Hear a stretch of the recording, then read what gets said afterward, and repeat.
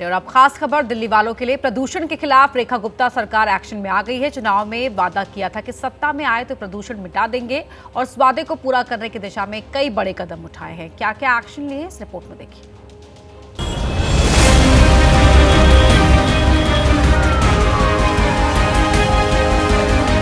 अगर traffic police से छिप छिप कर खटारा कारें धका रहे हैं तो सुधर जाएं। अगर इस भ्रम में है कि इतनी बारीकी से चेकिंग कौन करता है तो रुक जाएं। क्योंकि दिल्ली में 15 साल से पुरानी कारों को 1 अप्रैल से न तो पेट्रोल मिलेगा न डीजल, कार जब्त होगी सो अलग। दिल्ली में प्रदूषण को कंट्रोल करने के लिए रेखा गुप्ता सरकार ने ये नई रेखा खींची है। दिल्ली की बिगड़ी हवा को साफ करने के लिए ताबड़तोड़ एक्शन ले लिए हैं। गिनते जाइए। पहला फैसला, 15 साल पुरानी गाड़ियों को 1 अप्रैल से पेट्रोल डीजल नहीं। दिल्ली सरकार पेट्रोल पंपों पर लगा रही है मॉनिटरिंग गैजेट्स। पेट्रोल पंप पर ही पकड़ ली जाएगी एक्सपायरी डेट की कारें। दिल्ली में 10 साल पुरानी डीजल गाड़ियों और 15 साल पुरानी पेट्रोल गाड़ियों पर पहले से रोक है। इसके बावजूद पुरानी गाड़ियों की बड़ी संख्या है जो ट्रैफिक पुलिस की नजरों से बचकर चल रही है। पेट्रोल पंप के अलावा सड़कों पर भी इनकी धरपकड़ के लिए टीम बनाई जा रही है। 15 साल पुराने जितने व्हीकल्स हैं उनको आइडेंटिफाई करने के लिए हम एक टीम बना रहे हैं जो उनको आइडेंटिफाई करेगी और उनको लाकर दिल्ली में नाउ एंटर कर सके और दिल्ली से बाहर निकाले जा सके। इसके लिए हमारी टीम अलग से काम करेगी। दिल्ली के नए परिवहन मंत्री ने बैठक में प्रदूषण मिटाने और हवा सुधारने पर और भी बड़े फैसले लिए हैं। High rise building, hotel, commercial complex में स्मोक गन लगाना जरूरी होगा।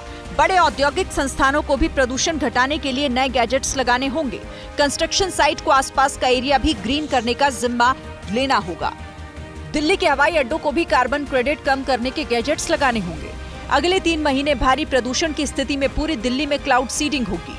दिल्ली में खाली जमीनों पर लोगों की मदद से जंगल विकसित किए जाएंगे।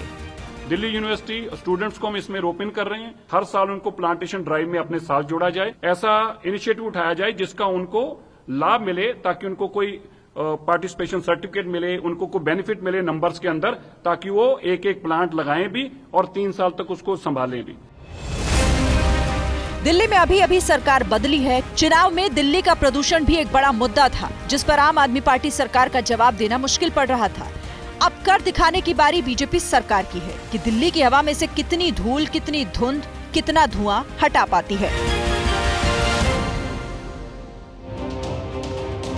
तो अहमद बिलाल हमारे सहयोगी इसी खबर पर लाइव जुड़ रहे हैं हमारे साथ। अहमद बिलाल, जब से दिल्ली में बीजेपी की सरकार बनी है तब से लगातार जो दिल्ली की समस्याएं रही हैं, उन समस्याओं को लेकर एक्शन सरकार का हम देख रहे हैं।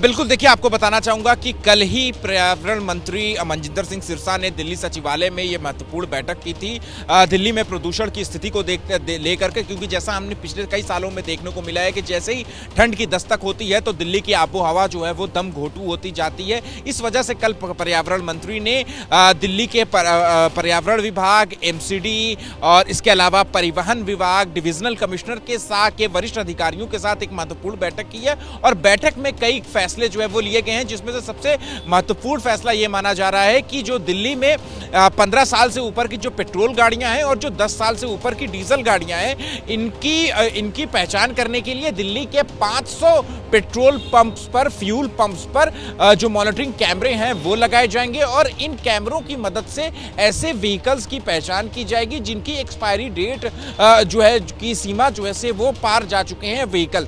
और आपको बता दें कि गाइडलाइंस भी, सुप्रीम कोर्ट की गाइडलाइंस भी बाकायदा है इसमें कि अगर 15 साल से ऊपर की पेट्रोल की गाड़ियां हैं और 10 साल से ऊपर की डीजल की गाड़ियां हैं तो फिर उनको स्क्रैप में भेजा जाना चाहिए। तो कल हमने पर्यावरण मंत्री से भी बात करी, उनका भी साफ तौर पर यही कहना था कि दिल्ली में जो प्रदूषण की स्थिति देखने को मिलती है उसमें एक व्हीकुलर पोल्यूशन जो होता है, जो गाड़ियों से उत्पन्न होने वाला जो प्रदूषण होता है उसकी मात्रा काफी ज्यादा होती है और उसी पर नकेल कसने के लिए दिल्ली सरकार जो है वो उसी दिशा में जो है वो कदम उठा रही है कि सबसे पहले उन व्हीकल्स को, उन गाड़ियों को आइडेंटिफाई किया जाएगा और ऐसी गाड़ियों को पेट्रोल जो है 1 अप्रैल से नहीं दिया जाएगा, क्योंकि ये जो कैमरे लगाने की जो प्रक्रिया है, मॉनिटरिंग कैमरे लगाने की प्रक्रिया, ये मार्च के अंतिम हफ्ते तक जो है ये कंप्लीट हो जाएगी और इन कैमरों की मदद से जो है वो इन गाड़ियों की पहचान की जाएगी जो कि अपनी एक्सपायरी डेट को क्रॉस कर चुके हैं। और ऐसी गाड़ियों के खिलाफ को पेट्रोल तो दिया ही नहीं जाएगा, बल्कि उनको आइडेंटिफाई करके उनको स्क्रैप में भेजे जाने की भी जो है वो व्यवस्था की जाएगी। और ना सिर्फ पेट्रोल को लेकर के, बल्कि इसके अलावा कल की बैठक के बाद ये भी निर्णय लिया गया है कि आने वाले साल 2026 तक दिल्ली सरकार जो है वो तकरीबन 11,000 बसें जो है वो चलाएंगी, क्योंकि जिससे कि जो ट्रांसपोर्ट सिस्टम है, जो कि जो पब्लिक ट्रांसपोर्ट सिस्टम है, उसको और ज्यादा बेहतर बनाया जा सके। सड़क पर अगर कम गाड़ियां निकलेंगी, प्राइवेट व्हीकल्स कम निकलेंगे, तो कहीं ना कहीं जो प्रदूषण का लेवल है, जिसमें व्हीकल पोल्यूशन की मात्रा ज्यादा होती है, वो कम होगी। और इसके अलावा ये भी निर्णय लिया गया है बैठक में कि जिसकी जो भी सेक्टर जितना ज्यादा पोल्यूशन बढ़ाएगा, उस सेक्टर को उसी पोल्यूशन कम करने में मदद करनी पड़ेगी। जैसे अगर कोई कंस्ट्रक्शन साइट है, वहां पर अगर कंस्ट्रक्शन, तो उसके जो निर्माण क्षेत्र होगा कंस्ट्रक्शन साइट का, उस निर्माण क्षेत्र के अनुपात में ही एंटी स्मॉग गन भी उसको लगानी पड़ेगी। इसके अलावा बैठक में यह भी निर्णय लिया गया कि हर वार्ड में जो स्मॉग गन है वो भी लगाया जाएगा। जी अपर्णा, बहुत धन्यवाद बिलाल आपका इस पूरी जानकारी के लिए।